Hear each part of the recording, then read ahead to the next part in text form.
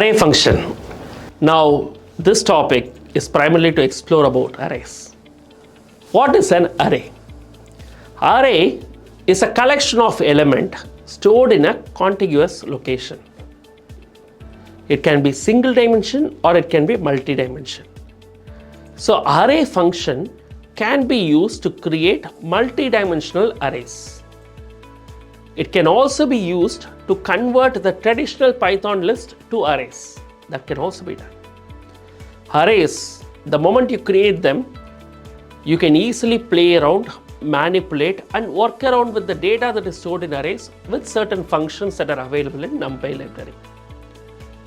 Since it is stored in contiguous memory, as I told you in the last topic, NumPy operations are much faster compared to the traditional Python list because everything is stored in one location. So there are two different parameters that you should keep in mind when we talk about array function parameters. One is D type. That is, what is the data type of the array that you are going to create? What kind of elements are you going to store in the array? Basis that you are going to define the data type of array.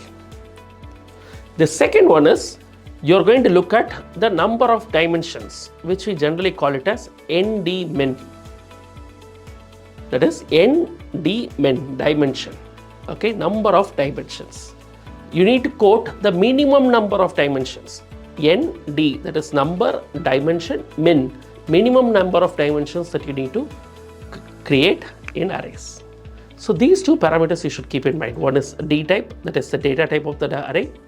The second one is ND-min, that is the minimum number of dimensions that you are going to create in arrays. Now you have understood arrays. In the next topic, we are going to slowly explore how we can create arrays, index arrays and play around with different elements that are stored in arrays. With the help of NumPy library, how can we do it? We'll explore that. Let's connect again in the next topic. Thank you.